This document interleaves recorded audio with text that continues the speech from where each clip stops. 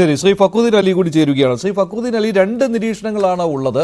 ഒന്ന്, ഒരു പ്രശ്നവും ഉണ്ടാവുകയില്ല, സ്മൂത്തായിട്ട് തന്നെ കാര്യങ്ങൾ മുന്നോട്ട് പോകും. ഇന്ന് നിതീഷ് കാൽ തൊട്ട് വണങ്ങിയിട്ടുണ്ട് നരേന്ദ്രമോദിയുടെ. ചിരാഗ് പാസ്വാൻ കെട്ടിപ്പിടിച്ചിട്ടുണ്ട്. സ്നേഹമാണ് മോദിയോടെന്ന് നായിഡു വ്യക്തമാക്കുന്നു. അങ്ങനെ പ്രശംസകൾ കൊണ്ട് മൂടുകയാണ് ഇന്നത്തെ പാർലമെന്ററി പാർട്ടി യോഗത്തിൽ കണ്ടത്.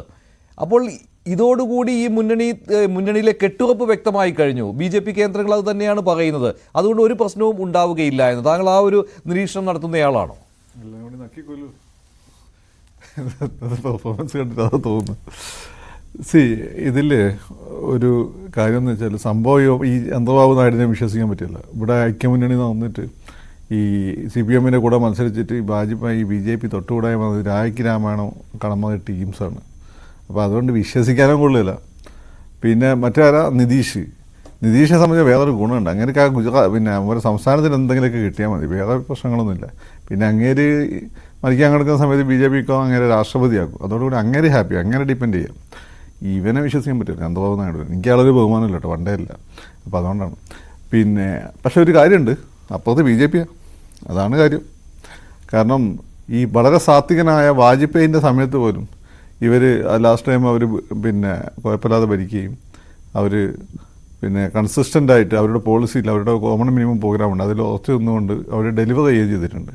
അപ്പം അന്ന് സാഹചര്യങ്ങൾ ഇത്രത്തോളം അനുകൂലമായിരുന്നില്ല. കോൺഗ്രസിൻ്റെ പിടി എല്ലാ സെക്ടറിലും, അപ്പോൾ ഡിഫൻസ് ആണെങ്കിലും ഹോം മിനിസ്ട്രി ആണെങ്കിലും അതുപോലെ തന്നെ മാനവശേഷി വികസനമാണെങ്കിലും എല്ലാ തലത്തിലും കോൺഗ്രസിൻ്റെ പിടി അതിശക്തമായിരുന്നൊരു സമയമായിരുന്നു. കോൺഗ്രസ് ഭരണം പോയിട്ടുണ്ടെങ്കിലും കോൺഗ്രസിനായിരുന്നു ഈ ബ്രിട്ടീഷുകാർ ഇന്ത്യയിൽ പോയിട്ടുണ്ടെങ്കിൽ ഇംഗ്ലീഷ് ഇവിടെ ബാക്കി വെച്ചെന്ന് തോന്നില്ലേ, അതുപോലെയാണ്. കോൺഗ്രസിന് ഭരണം പോയിട്ടുണ്ടെങ്കിൽ കോൺഗ്രസ്സുകാർ നിയമിച്ച അവരുടെ ആശ്രിതരായിട്ടുള്ള ഉദ്യോഗസ്ഥന്മാരൊക്കെ ആയിരുന്നു തലപ്പത്തൊക്കെ ഉണ്ടായിരുന്നത്.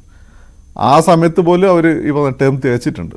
അപ്പോൾ ഇപ്പോഴാണ് നരേന്ദ്രമോദി എന്ന് പറഞ്ഞിട്ടുള്ള അതിശക്തനായ ഒരു നേതാവ്. 2 വാജ്പേയി കൂടിയാൽ ഒരു നരേന്ദ്രമോദി എന്ന്, 4 വാജ്പേയി 2 അഡ്വാനി കൂടിയ ഒരു നരേന്ദ്രമോദിയാണ്.